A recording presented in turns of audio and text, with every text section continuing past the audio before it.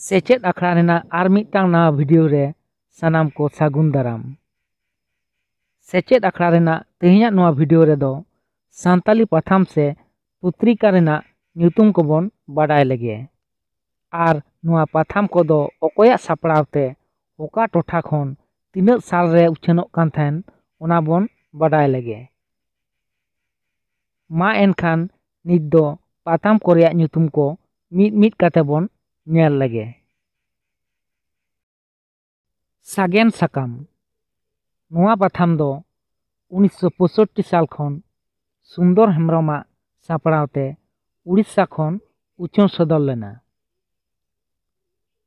चिठी साकाम नवा पाथाम दो 1995 साल खन गौरचंद्र मुर्मुआ सापड़ाते पश्चिम बांगला खन उछान सदर लेना।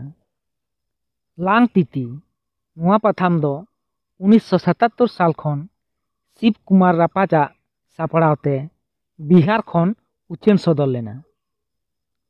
उमुल नवा पाथाम दो 2009 साल खन डॉक्टर विनय सोरेना सापड़ावते पश्चिम बांगला खन उछान सदर लेना।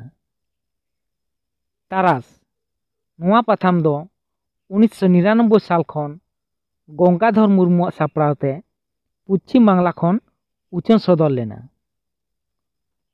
हर हपन रेन पेड़ा नवा पाथाम दो 1890 साल खन रेभारेंड जे गोसोला सापड़ावते बेनागड़िया मिशन खन उछान सदर लेना।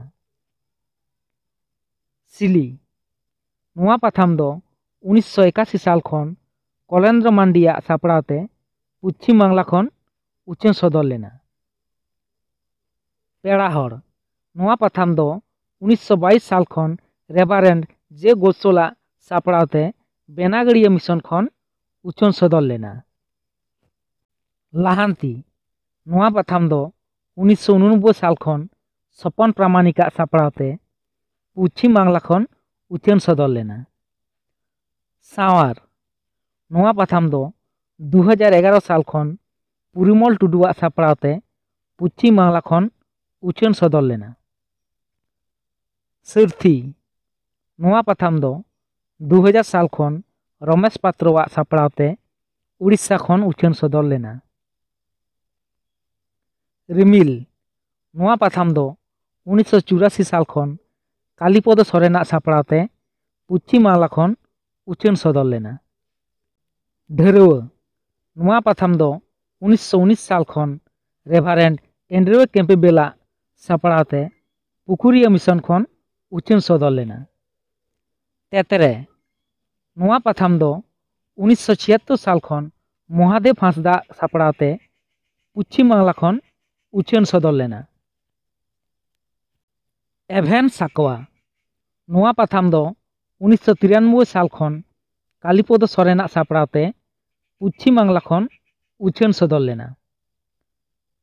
काराम डर नवा पाथाम दो 2011 साल खन डॉक्टर दमयंती बेसरा सापड़ावते उड़ीसा खन उछान सदर लेना। हरियर साकाम नवा पाथाम दो 1963 साल खन शहीद कुमार भूमिका सापड़ावते पश्चिम बांगला खन उछान सदर लेना। तोवा दारे नवा पाथाम दो 1989 साल खन भैरव सोरेना सापड़ावते पश्चिम बांगला खन उछान सदर लेना। जुग सिरिजल नवा पाथाम दो 1971 साल खन नेथालियन हेम्ब्रमा सापड़ावते पश्चिम बांगला खन उछान सदर लेना। मोलो नवा पाथाम दो 1949 साल खन नारायण सोरेना सापड़ावते झारखंड खन उछान सदर लेना।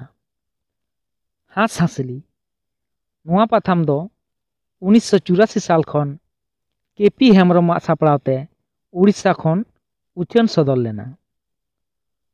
युग जारपा नवा पाथाम दो 1967 साल खन नवीन मांडिया सापड़ावते पश्चिम बांगला खन उछान सदर लेना।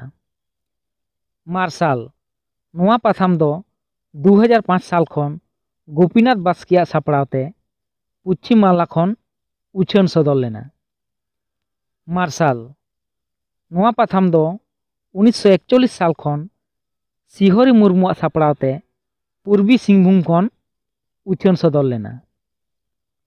फागुन कोयल नोआ पाथाम दो 1987 साल खन जुदुमणि बेसरा सापड़ावते बिसुई खन उछाᱹन सदर लेना। हलंग गाडा नोआ पाथाम दो 2008 साल खन मोहन बास्किया सापड़ावते झारखंड खन उछाᱹन सदर लेना।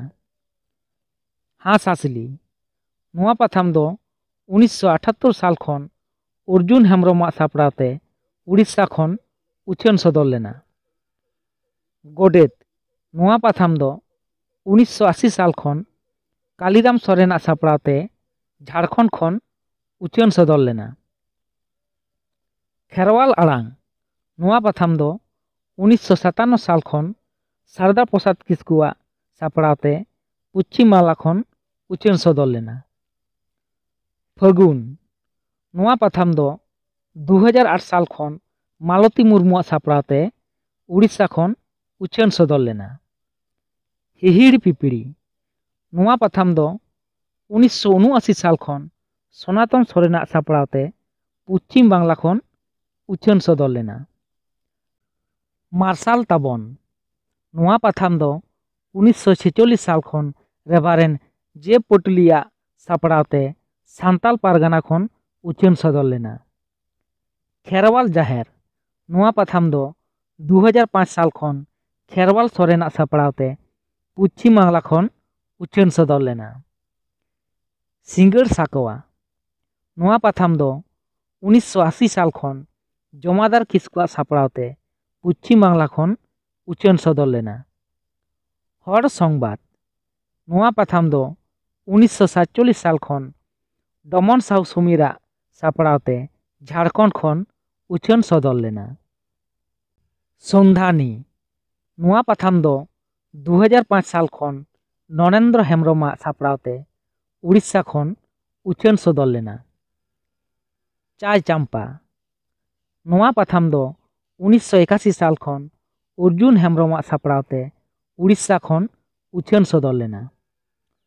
पश्चिम बांग्ला नोआ पाथाम दो 1966 साल खन धीरेन्द्रनाथ बास्किया सापड़ावते पश्चिम बांग्ला खन उछाᱹन सदर लेना। भंज परायनी नोआ पाथाम दो 1983 साल खन विश्वनाथ टुडुआ सापड़ावते उड़ीसा खन उछाᱹन सदर लेना।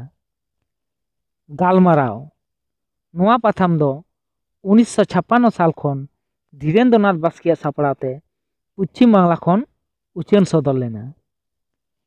साड़ेस तारास नोआ पाथाम दो 1982 साल खन धनुधर मांडिया सापड़ावते उड़ीसा खन उछाᱹन सदर लेना।